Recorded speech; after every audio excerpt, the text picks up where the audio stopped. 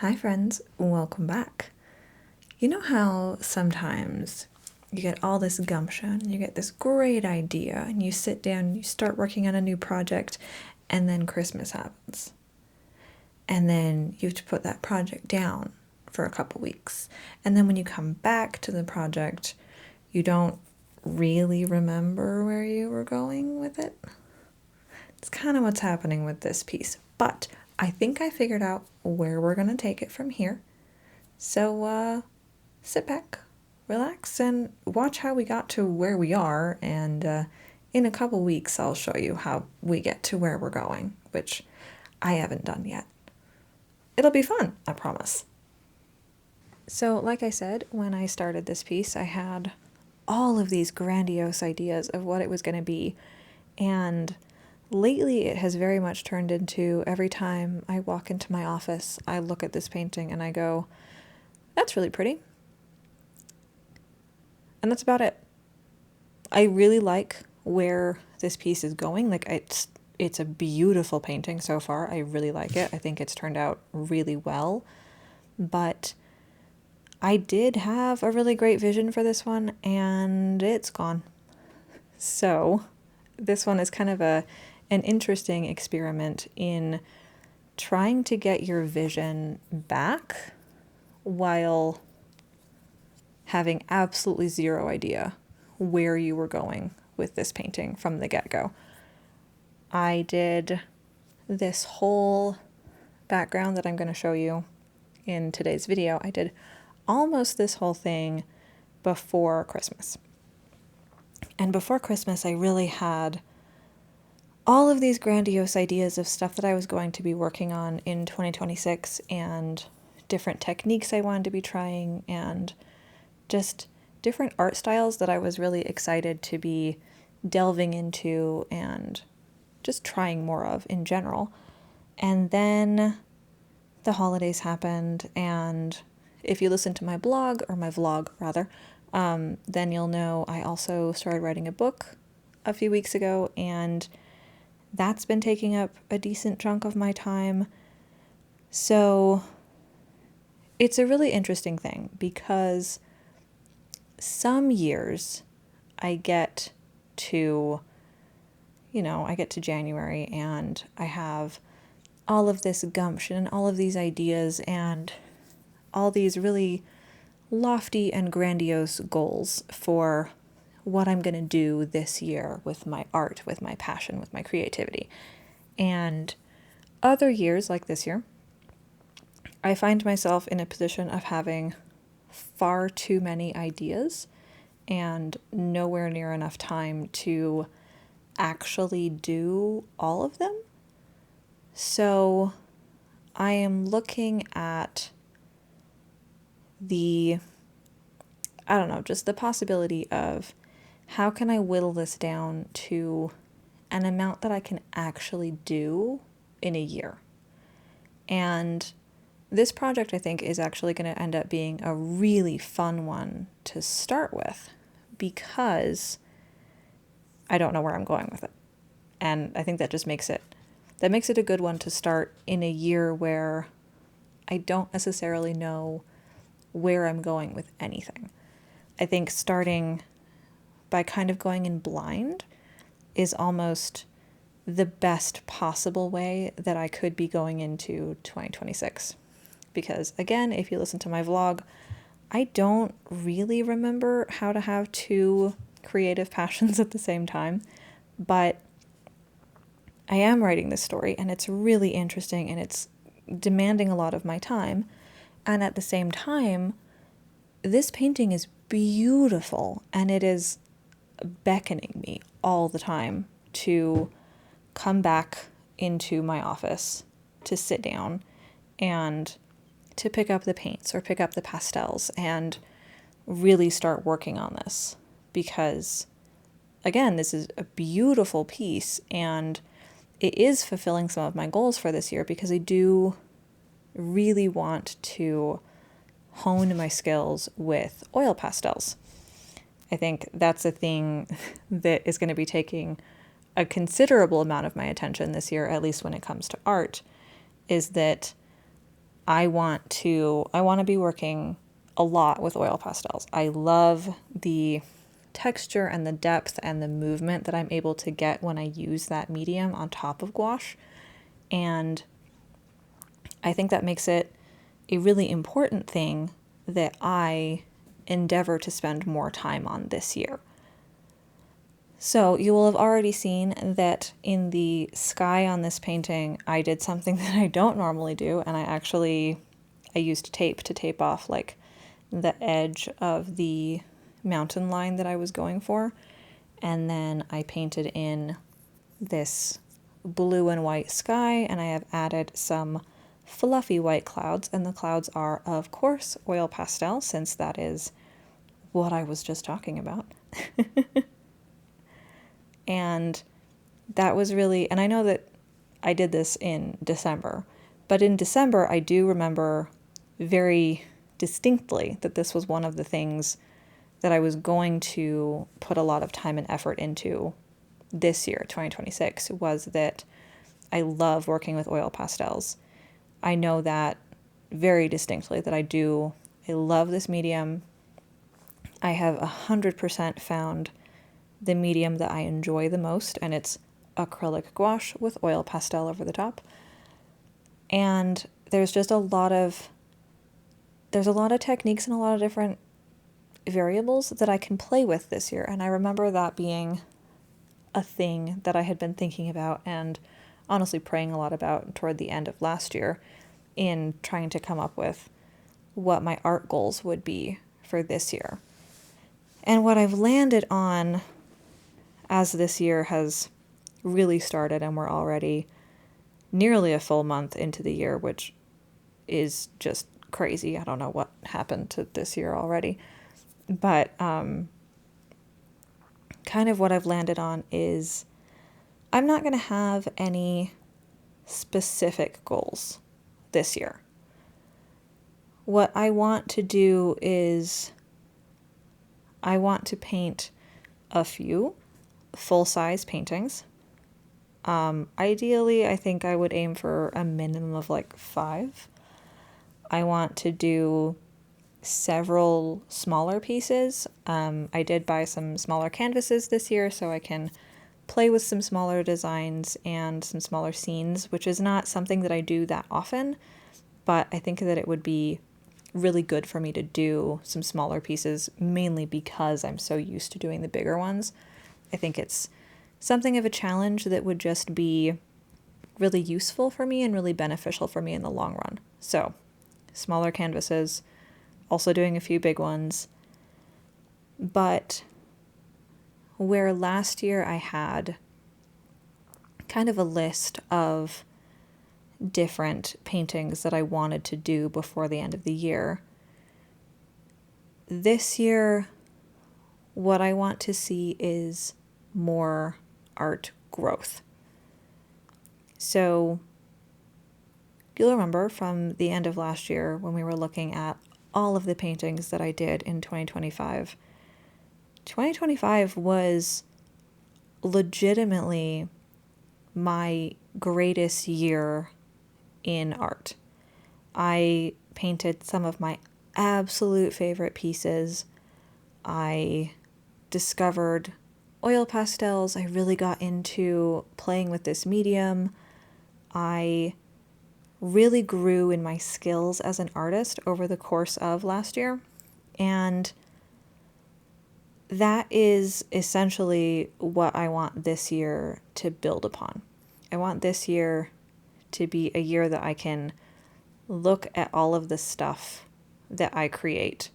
At the end of this year, I can look back at all the stuff that I did. I can look back at however much writing I get done and however many paintings I get done, however many other artistic things I get done. And I can look back at all of them and I can distinctly see the growth in myself and in my skills as an artist, as a writer, as a creator in general.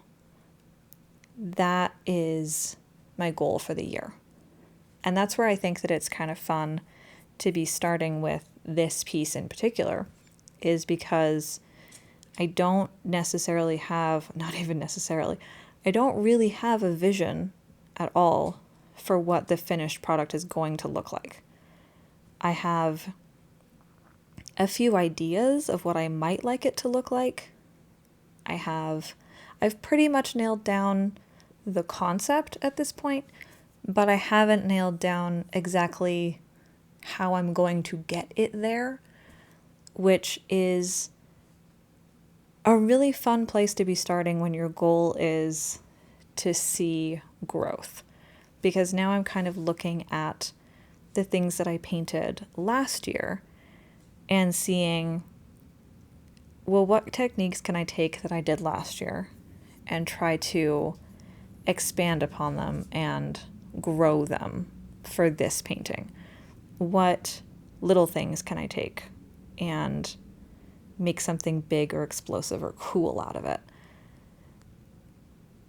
And that's where I'm not even upset that I don't remember what this painting was originally supposed to be. It doesn't bother me. I think that last year it really would have bothered me that I didn't even bother to write down the idea that I had for this piece. But this year I'm looking at it as it's a challenge.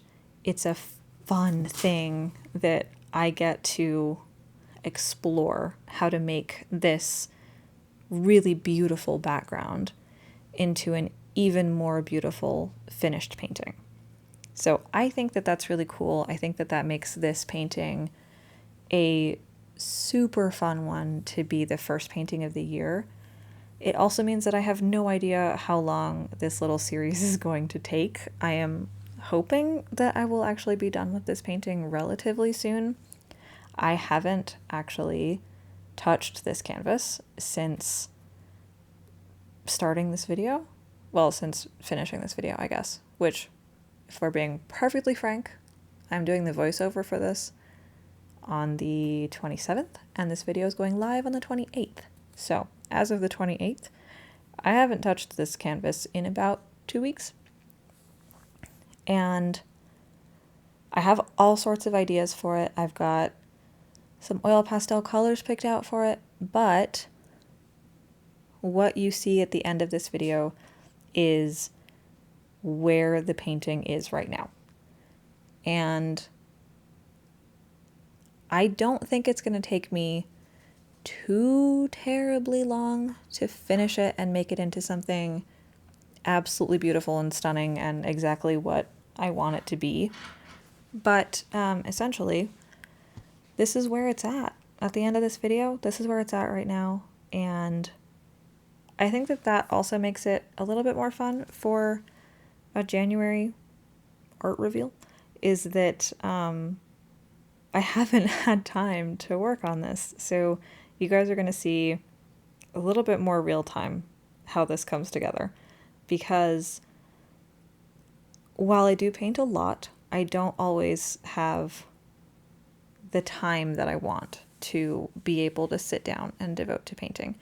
And I do have this problem of I don't like to go sit down in my office to paint unless I have at least a half an hour to paint.